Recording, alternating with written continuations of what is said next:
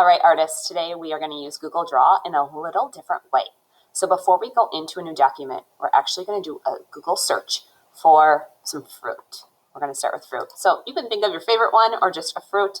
I love watermelon, so I am going to search watermelon. When I type that into my Google search, I'm going to learn about watermelons, but for today I just want an image. So I'm going to click that image tab. And when I do that, I get some awesome pictures of watermelon. I'm thinking I want just a slice of watermelon. So I'm looking and I'm not seeing a perfect slice that I want. So I'm going to modify my search. I'm going to put slice of watermelon. Yeah, perfect. I'm going to take this one right here. When I open it, I want to copy this to save it to my drive.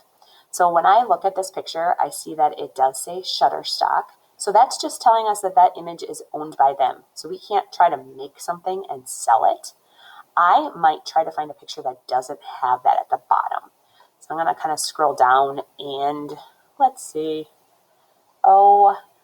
Finding the perfect image can sometimes be hard. I'm going to take this one right here.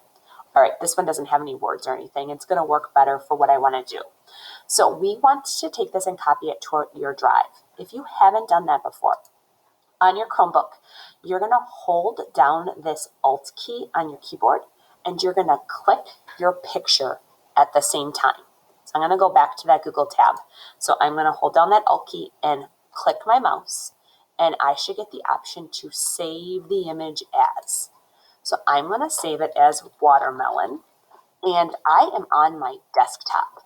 So this looks a little bit different than what yours is going to look like. When you save it and you name it, it's going to go to your drive. So I named it watermelon. It's going to save on my computer, but yours will save right into your drive. So if we go back, actually we can stay right here. We can go to our waffle tab right at the top. We can go to our drive, and we are going to open up the new More Google Drawings. And you've also learned last week that you can just type in Google Drawings in the Google search and it'll pull up that way too. So I've got a new document. I want to take that picture of the watermelon and put it in this blank picture. So if I go up to Insert, Image, you're going to upload it right from your drive. Because I'm on my desktop, I'm going to go up to my computer, and it should be one of the first ones you see in your drive. It's one of the first ones I see on my computer. If you can't find it, you can also do a search and search for the name that you gave it. All right, I've got my watermelon. I am going to make this a little bit bigger so it fills my blank picture up. All right, that looks pretty good. I'm going to use my arrows to kind of slide it up a little bit and over. All right, we are going to draw right on this picture. We're going to turn this into a character. So we're going to need eyes, mouth, nose, ears, hair, feet, legs, whatever you might want to add. I'm going to start with some shapes, and I am going to give this little watermelon person some eyes. I'm going to change that to white eyes.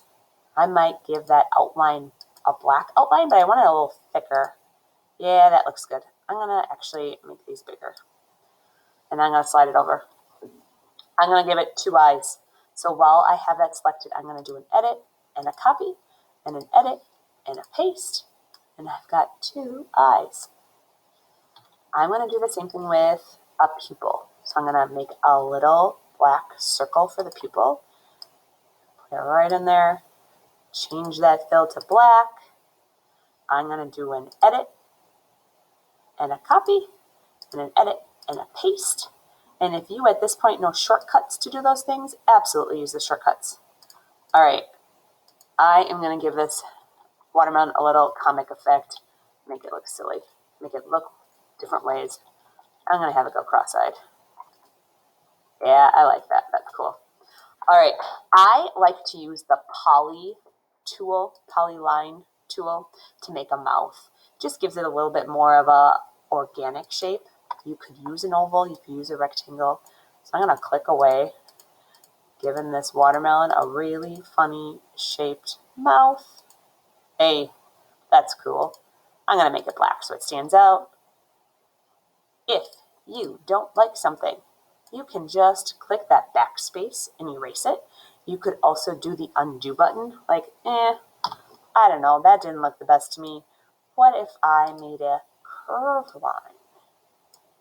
So again, I'm just clicking and dragging, and I think this looks like a much more real looking mouth for a cartoon watermelon character.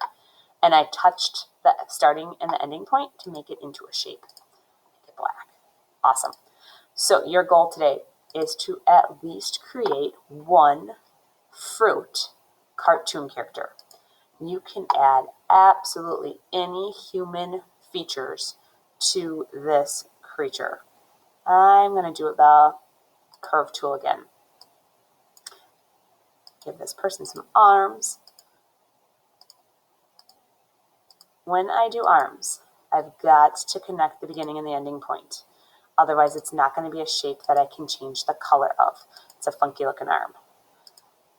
All right, so I'm going to continue. You will notice in the Google Classroom for this assignment, you can see an example of a strawberry guy.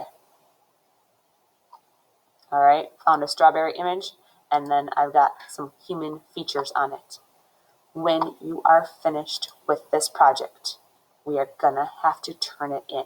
So to do that, you're gonna go back up to this assignment, mark it as done. You're also gonna have to name fruit person. Fruit person's good. You're gonna have to share this with me now that I think about it, because you did not start in the Google Classroom with this document. You found it on your own. So if you go up to that share option, and if you type in my name, it pops up right on mine, Brianna Clary, it will send me an email that I will be able to print your fruit person. All right, happy creating. I can't wait to see what you make.